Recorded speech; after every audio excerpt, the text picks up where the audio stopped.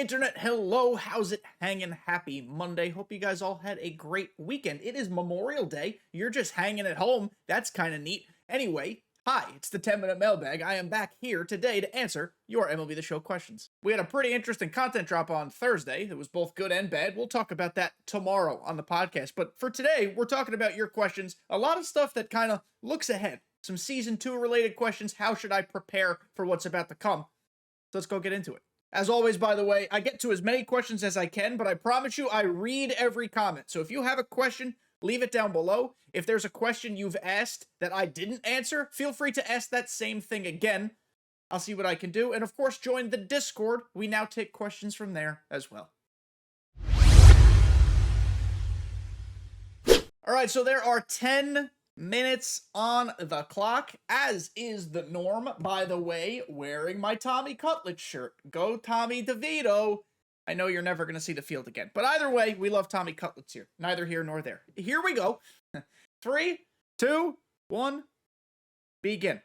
Day from the Discord. Lots of D's.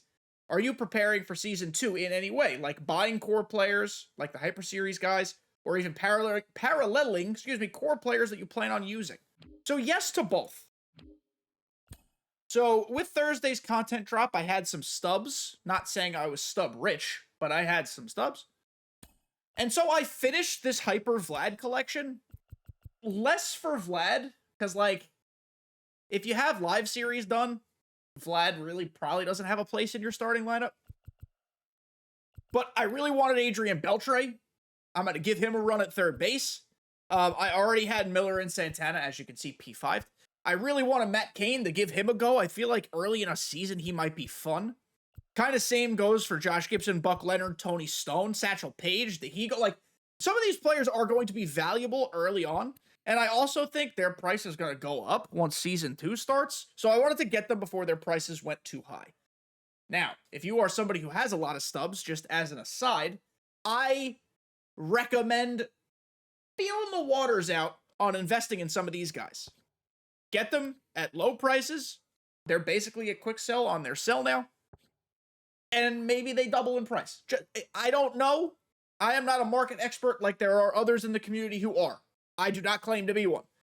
But it just seems to me that these cards might go up in price. So that's a thought. And then to your other part of the question, paralleling core cards, I'm doing that too. So I've created a core lineup. Obviously not including a wild card yet, because we don't know who is going to be available to us at the start of Season 2 in terms of position strength. But I have been using Rafael Palmeiro. He will be my first baseman. Close enough to P5. Mike Piazza, he's close to P5. Piazza's crazy. Adalberto Mondesi, he's great. He's on his way to P5. So I've been using the guys that I think will give me value. Not really on the starting pitching front, more so on the offense. But yes, that's kind of how I'm preparing for Season 2. I think the other things you can do to prepare for Season 2, depending on where you're at in collections, like we talked about this a little bit, maybe last week, might have been the week before. Once you get to a point in collections where you feel comfortable, I wouldn't stretch yourself. Just stop. Stop collecting cards. Sell everything. Everything. Come into Season 2 with stubs. With all the content that just came out, I'm now 11 cards away from the completionist icon. I remember I told you guys that I did not care about this icon, and I still don't really. But because they just force-fed us so many easy cards that were no-sell, I'm just going to get my extra 11 and call it a day. But if you're, like, down here at Pack 1, and there's nothing wrong with that, by the way. But if you're here at Pack 1, I don't know if I'd stretch to Pack 2 or 3. It's just a thought. You guys play the game how you want to play it. Use your stubs how you want to use them. But I do think it's time to start considering, like, oh, I'm going to need stubs when Season 2 starts. Let's conserve a few. So day, that is what I'm doing. Thank you for your question. Next up, Lengthy Lugs. It's a fun name. How long do you think it will take to get the extra wild card slots? And how much XP you will need for them? Also, who's going to be your first wild card? My first wild card is going to be entirely contingent upon, like, which positions of strength are dropped. Looking at what my core team looks like now, I might want to play around in the outfield. Maybe a Larry Walker, maybe a Willie Mays. I mean, George Brett's incredible. Jimmy Rollins, honestly, might be the best one, even though Mondesi's really good. I don't know. I'm open to ideas. I'm open to seeing how things go. If I get 99 Posada, when I get 99 Posada, it might be Posada, but also I rake with Mike Piazza. So my team is in a good place. I'm actually okay with what's available to me as core cards. So we'll see. In terms of the extra wild card slots, I wonder if it's going to be something where, like, maybe this might not be popular in the community, but if the path is 1 million XP, what if every 250,000 you unlock another one? Just a thought. That might not be popular, but I do think that would help with the pacing of too many 99s being available too soon. That's kind of where my head's at. But I don't know. I'm curious what they do. Very curious what they do. Let me know what you guys think about how that all should work. Our next question from Scott. What is SDS's infatuation with Moonshot? Is it the gimme event when they can't think or theme another event? Basically just had a diamond Moonshot because of Lefty Launchpad, and now here's more. Where's the team building? Ramon. Yeah, I mean, they literally just gave us Moonshot after giving us a lefty Moonshot, except now the pitchers are actually common. Though I will say one positive thing. I loved the concept of this pack. This free pack with rookie legend pitchers. Loved the concept. I wish they would do this more for things like BR and give us bronzes, silvers, and golds of some of these guys. Love this conceptually. But yeah, I mean, I don't love Moonshot. Moonshot was cool the first and second time it existed. Now that we get it multiple times per year, it's really friggin' boring and annoying and stress-inducing. I listened to Gomes' video. Shout out to Gomes, who has good ideas. And he said that, you know, we're all asking for a new game mode. You don't give us a new game mode. What if you just made Moonshot a game mode? It could be more of like an not arcade, because that makes it sound like different type of gameplay, but like an arcadey style of Diamond Dynasty. I kind of like it. I don't know how it would work. That's not my job to figure out how it would work in terms of like rewards or connectivity to the bigger picture. But it would be cool because when you think about it, Home Run Derby is one of like the cornerstones of baseball fandom. And it's not MLB The Show's fault, I don't think, but Home Run Derby game modes are kind of just boring. Like, I've played the Home Run Derby in MLB The Show 24, and it's boring. Like, and that, again, that's not SDS's fault. It's just, I don't know how you make that more immersive. Diamond Dynasty, if you made Moonshot an event or a game mode, Diamond Dynasty would effectively have an online home run derby, but in an innings sense. I don't know. I kind of like it. I think what I said just made sense, and I think you guys know what I'm talking about, but I think Moonshot should be its own thing. I agree with Gomes. I know that wasn't your question, but that's just, you know, a jumping off point. Next question. Thank you, Scott, as always. From Sports Ball Fan. He goes by many names. He knows who he is.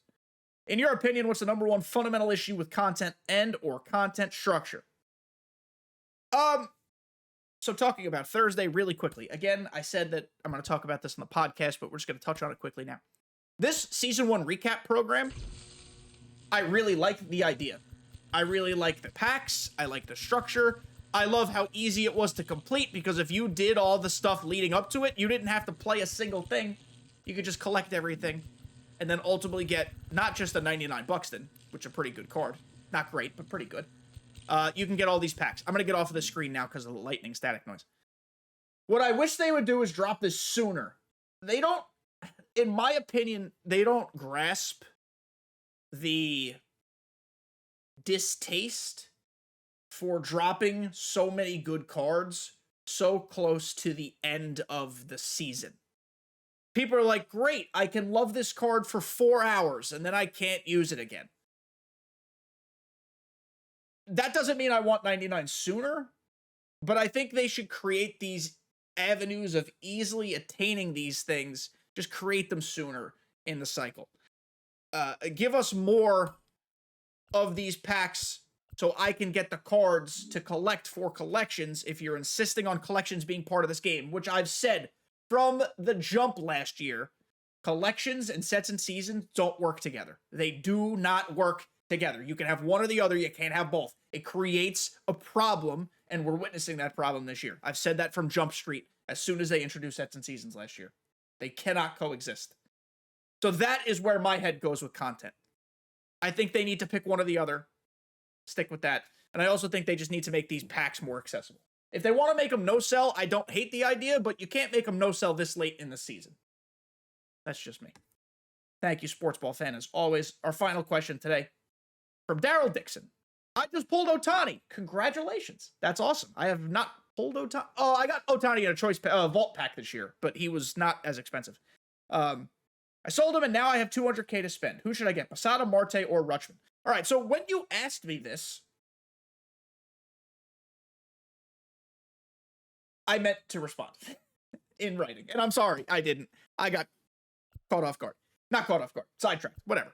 I'm coming to you now and saying I hope you didn't spend it on anybody, because I think you should save those stubs. Season 2 is coming. Those stubs are going to be more valuable to you then than they are right now. Of those guys, Marte is now cheaper because of Thursday's content drop. Rutschman is no longer the chase card, so I don't know what that's going to do to his price. We can actually probably look at that. And Posada's price is going to come down really fast now that the Season 2, or, what's it called? Drop 2 for Ranked is out with new missions. He's going to become a lot cheaper, a lot faster. So I hope you did not spend it on Posada. Yeah, so Rutschman's the most expensive. But if you're going to get Posada for much cheaper, I would not spend it on Rutschman. I do still think the best course of action is to hold the line and save those stubs and look at your bankroll, get all spicy and juicy. Because those stubs are going to mean a lot more to you in like 2 or 3 weeks than they're going to mean right now. That does it, ladies and gents, for another wonderful, beautiful, sexual even, maybe, 10-minute mailbag. It's up to you if you find it, whatever you find it. I don't judge. Thank you guys for making it to the end of this little installment of our series. I hope you have a restful Memorial Day or a fun gallivanting day outside in the pool and the barbecue. Whatever you choose to do with your time off, I hope you enjoy it. I am actually, probably as you're listening to this, on a flight back from North Carolina. My crazy season of work is officially over. Thank goodness. The content's about to be flying off the shelves. Stay tuned for more stuff this week. I love you guys. Thank you so much, and I will see you next time.